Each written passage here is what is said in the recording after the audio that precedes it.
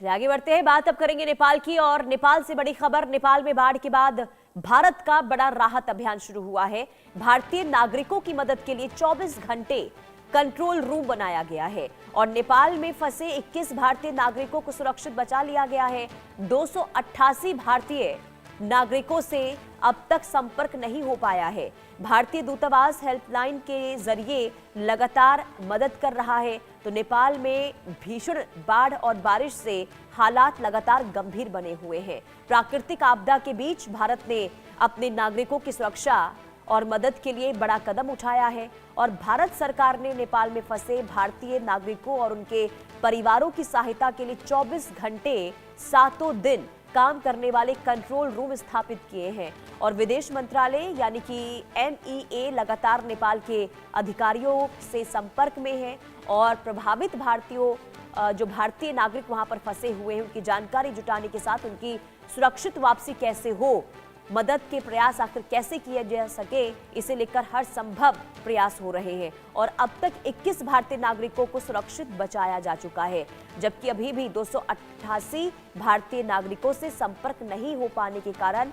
उनकी स्थिति को लेकर चिंता बनी हुई है। और भारत ने राहत अभियान और तेज करते हुए नेपाल के लिए 2 विमान भेजे हैं।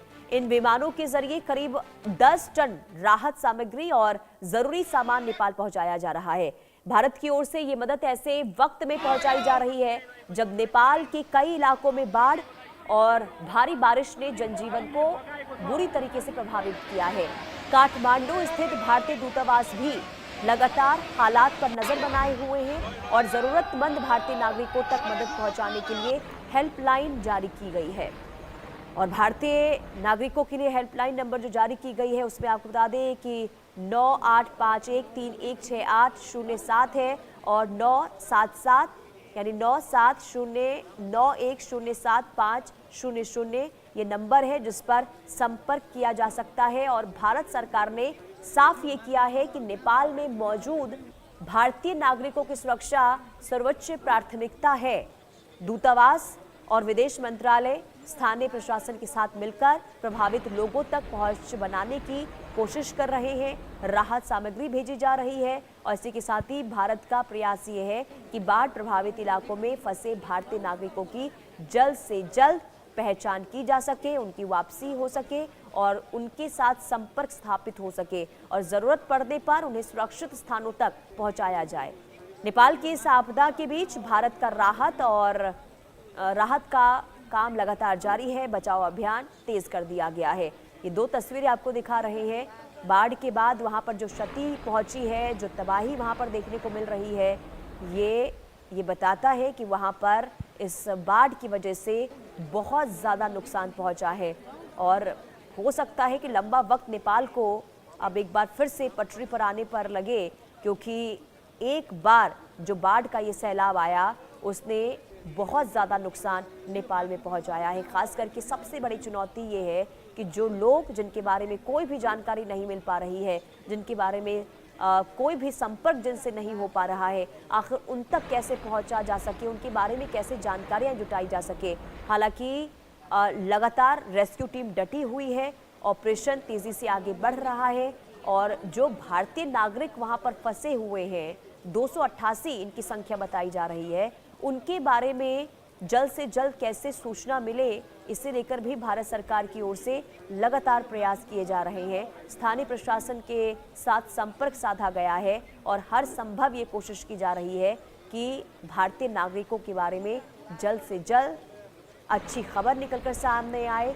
और क्योंकि अब तक आपको बता दें कि 21 लोगों को वहां से सुरक्षित बचाया जा चुका है और इसी के साथ ही भारत की ओर से मदद का हाथ भी बढ़ाया गया है और लगातार राहत सामग्री भेजी जा रही है नेपाल के लिए, क्योंकि वहां पर अब जो त्रासदी देखने को मिली है, जो नुकसान पहुंचा है, उसको संभालने में लंबा वक्त लग सकता है। और ऐसे में कई देश अब सामने आ रहे हैं नेपाल की मदद के लिए, जिसमें सबसे पहले मदद के लिए कोई देश आगे बढ़ा तो वो था भारत। यानी कि पड़ोसी देश में ये आपदा आई तो भारत मदद के लिए आगे आया है और 2 बार राहत सामग्री जो है वो भेजी गई है। अब ये एक एक तस्वीर आपको दिखा रहे हैं, ये बाढ़ के बाद जो वहां पर नुकसान हुआ है उसकी तस्वीर। तो कुदरत का ये जो कहर देखने को मिला है, ये मंजर भयावह है। एक तरफ देखिए, जो पहली तस्वीर आप देख रहे हैं, कैसे लोग भागते नजर आ रहे हैं, लेकिन पीछे से जो पानी का सैलाब देखने को मिला और इस सैलाब ने कई लोगों को अपनी चपेट में ले लिया और जानवर भी बेबस उस वक्त नजर आए जब पानी का तेज बहाव देखने को मिल रहा था। बाढ़ वहां पर देखने को मिला और आप ये देखिए कैसे हाथी जो है पानी के बहाव में बहता हुआ नजर आया। पत्थर का सैलाब इस कदर देखने को मिला, सोचिए ये हैरान कर देने वाली तस्वीर है।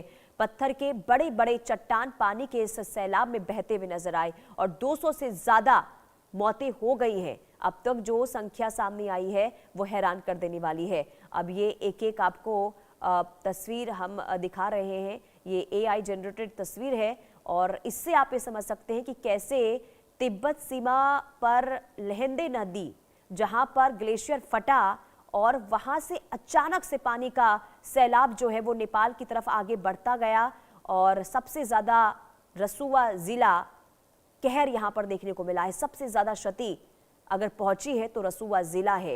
ये एक बार फिर से ये आप AI जनरेटेड इस तस्वीर को देखकर समझ सकते हैं कि आखिर कैसे हालात बिगड़े।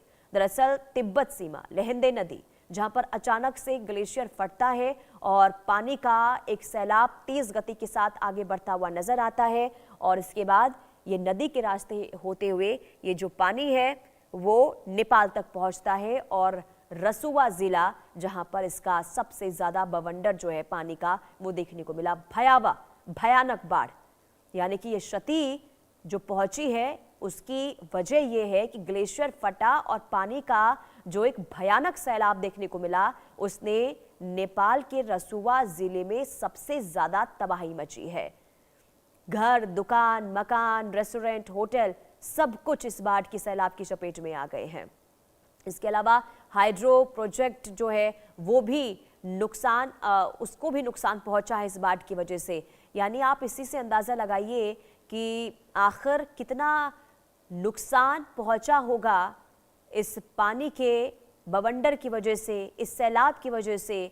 हालांकि स्पष्ट अभी आंकड़ा जैसे जैसे अब स्थिति जब सुधरेगी वैसे वैसे हालात को लेकर जानकारी मिलती रहेंगी, लेकिन अभी भी खतरा बना हुआ है क्योंकि विशेषज्ञ ये बता रहे हैं कि क्योंकि भूकंप के भी झटके कल महसूस किए गए थे नेपाल में और एक बार फिर से वहां पर बाढ़ का खतरा बना हुआ है और विशेषज्ञ ये मान रहे हैं कि बाढ़ को लेकर एक बार फिर से वहां पर हालात खराब हो सकते हैं क्योंकि हलचल वहां पर लगातार, कई गतिविधियां लगातार देखने को मिल रही है। खास करके आपको बता दें कि पानी का जो बैरियर है लहेंदे नदी में वो लगातार अब बढ़ता हुआ देखने को